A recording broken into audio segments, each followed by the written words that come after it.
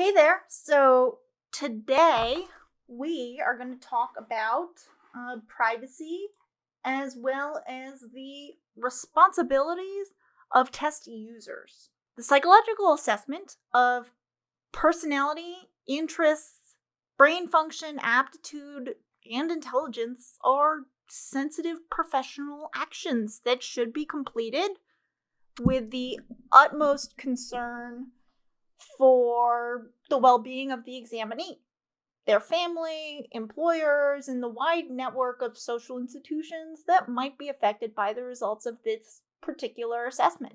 The profession of psychology has proposed, clarified, and sharpened in general a series of thorough standards to provide guidance for the individual practitioner. These professional organizations publish formal ethical principles that bear upon test use. The APAs, as I've already said, there are tons of others like the American Association for Counseling and Development, the American Speech, Language, and Hearing Association, and the National Association of School Psychologists, just to name a handful. So in addition to these basic ethical principles, several testing organizations have also published practical guidelines to help define the scope of responsible test use. And so we're going to talk about those things. Cool. So privacy. Now first, I want to talk about the best interests of the client. So several ethical principles that are recognized here that all psychological services, including assessment, are provided within the context of a professional relationship. Psychologists are therefore kind of enjoined to accept the responsibility implicit in that relationship. So in general, any practitioner, test administrator, what have you, are guided by one big overriding question. What is in the best interest of the client? And all functional implications of that guideline should serve a constructive purpose for that client. So if it doesn't, then the practitioner is probably violating one or more specific ethical principles. There's some great examples in the textbook. I know the textbook's a little ancient, but I remind you that it's a pretty good deal. Cost-benefit analysis. The guidelines are still the same. I mean, I'm updating here, but so let me give you one example. So the standards manual of the ARA, AERA, APA, and NCME warns testers to avoid actions that have unintended negative consequences. So don't allow a client to attach unsupported surplus meaning to test results, especially those that would not be in the best interest of the client and, as a consequence, would constitute an unethical testing practice. So, in fact, especially for certain worry-prone and self-doubting clients, a psychologist may choose not to use an appropriate test, since their clients in particular, might almost certainly engage in self-destructive misinterpretation of those findings. So, in addition to this, there are numerous laws and guidelines that offer some protection. I know that we have a wide range of audience national affiliations, and so I'm going to talk a bit about some of these protections, primarily from a United States focus, and I do that not because the US is inherently better, but I happen to be more familiar with those laws. And the book is also, written by an American. So, confidentiality. We're on bullet point 3. Practitioners have a primary obligation to safeguard the confidentiality of information, including test results, that they can obtain from clients in the course of their consultation. So, any information you obtain in that manner can only be ethically released to others after the client or a legal representative of said client gives unambiguous consent. The only exceptions to violations of confidentiality include super unusual circumstances, like in which withholding information would be a clear and present danger to the client or other persons. So, for example, in the United States, most states have passed laws that mandate that healthcare practitioners must report all cases of suspected abuse in children and vulnerable elderly persons. In most states, a psychologist who learns in the course of testing that a client has physically or sexually abused a child is obligated to report that information to law enforcement. In addition, so they're often mandated reporters. And this varies by state, but in general, psychologists also, in addition to confidentiality, have a duty to warn. And this stems, in the United States at least, from a 1976 decision in the Tarasoff case. And Tanya Tarasoff was a young college student in California who was murdered by an Indian student whose name I am not even going to attempt to pronounce, not because their name is any less worthy, but we've seen my ability to pronounce things. It's not great. So anyway, what makes this case relevant to the practice of psychology is Potter, the murderer, was that Potter had made death threats regarding Tarasoff to his campus-based therapist.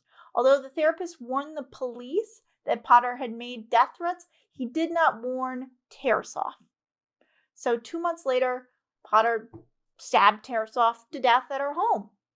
And Tanya's parents, Tanya Tarasoff, sued, and the California Supreme Court later agreed that the therapist had a duty to use reasonable care, quotes, to protect potential victims from their clients.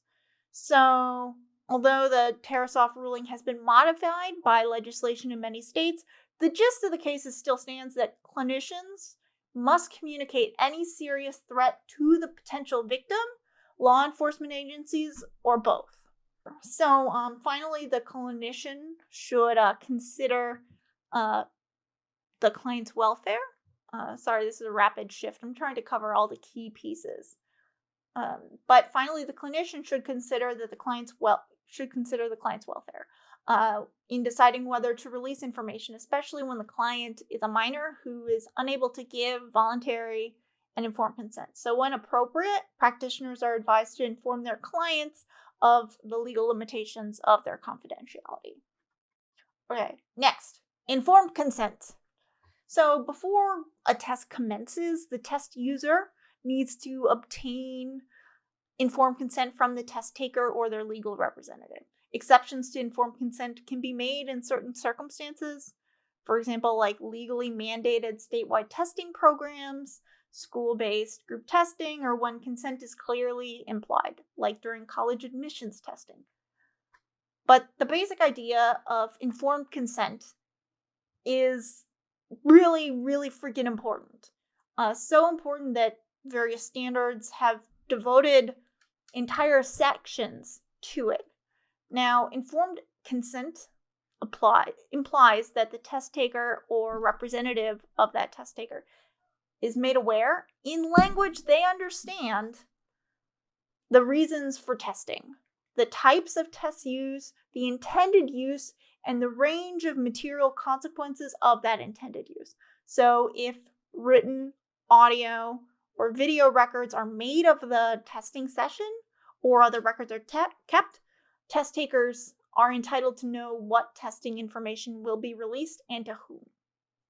So even young kids and test takers with limited intelligence, so anyone with disability, mental impairment, etc., deserves an explanation for the reasons of an assessment.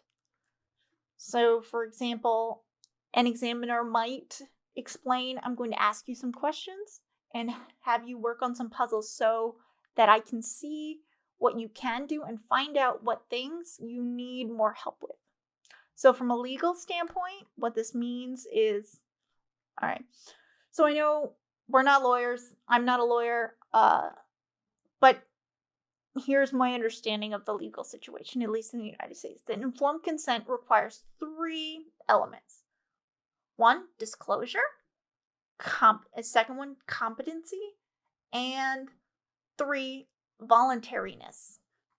So, like, essentially the heart of the idea is that the client receives sufficient information about the risks and benefits of release of the report, etc., to make a thoughtful decision about continued participation in testing.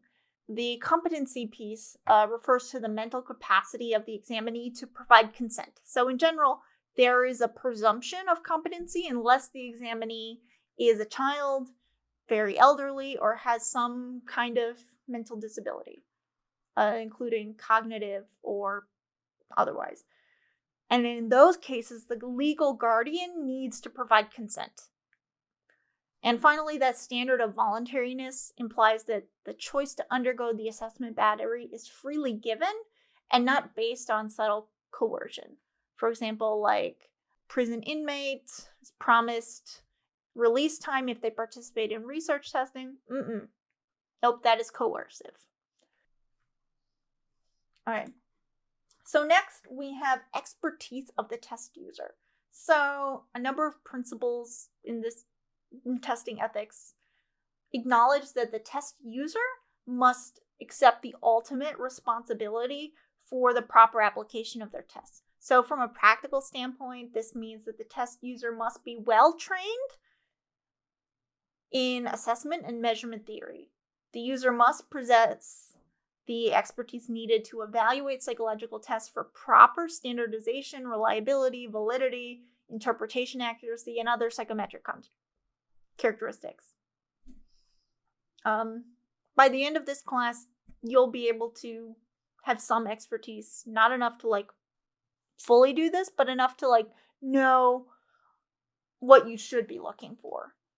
Now, these guidelines are super significant in situations where the potential impact of these tests is meaningful and substantive. So in like job screening, special education, testing of persons with disabilities, or other situations like that.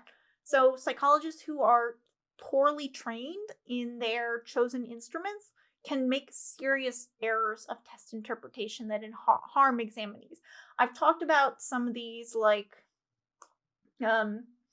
early on in this class about how a misinterpreted test can have serious lifetime consequences, especially for disability diagnostics. So in addition to just like there being really some serious but common errors, inept test usage may expose the examiner to professional sanctions or even civil lawsuits. And a common error among inexperienced test users is to overzealously and pathologized interpretations of personality test results. Like, I've got some fun cases that I'll probably include as like a module. But in general, the expertise of the psychologist is particularly relevant when test scoring and interpretation services are used. So in general, you want to be really conservative here. So the ethical principles of the American Psychological Association really leave no room for doubt in this. Psychologists retain the appropriate responsibility for the appropriate application, interpretation, and use of assessment instruments, whether they score or interpret such tests themselves or use an automated or other service. The second you are affiliated with this test, you have some serious ethical ramifications. Now, there's a lot to be said for how you communicate these results. So often results can be misinterpreted. There's a reason why I've got this whole section in this class about privacy and communication, because it's really important, in case that wasn't clear. My mic is down here. So results can be misinterpreted or misapplied by the test maker or the test taker, the decision maker, so those who use the test, or even an outside observer. And just in general, good practices include let me back up. My heater has just turned on. So in terms of communicating test results, individuals who take psychological tests tend to anticipate, and rightfully so, that results will be shared with them. Now, often practitioners don't include a lot of one-on-one feedback as part of the assessment, and probably one major reason for this reluctance is a lack of training in how to provide feedback, especially when test results appear to be negative. Like, for example, how does a clinician tell a college student that her IQ is 93 when most students in that kind of group have a score of 115 or higher? It's uncomfortable. And there's not a ton of training. So, and as a consequence, because there's not a ton, people will not do it or do it in a pretty limited formulaic fashion. So it's a really challenging skill. Like, being able to provide effective and constructive feedback to a client about their test results is something you really need to learn. There are various academics that emphasize the responsibility of the clinician to determine that their client has understood adequately and accurately the information that the clinician is attempting to convey. Not just that you give it to them, but they actually understand the implications of it. And frankly, it's the responsibility of the clinician to check for adverse reactions to test responses. Is the client especially depressed by the findings?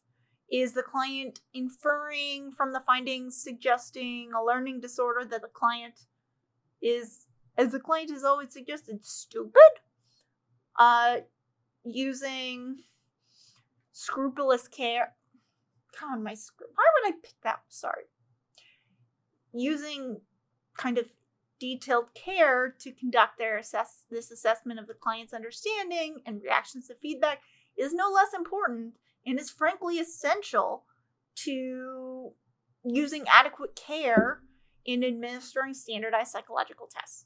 Test administration and feedback are equally important and fundamental aspects of the assessment process. And proper and effective feedback involves both give and take in terms of dialogue in which the client ascertains how the client has perceived the information and seeks to correct potentially harmful interpretations. Destructive feedback often arises when the clinician fails to challenge the client's incorrect perception about the meaning of a test result.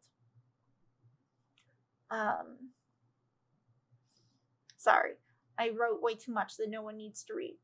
But in general, here's my personal opinion.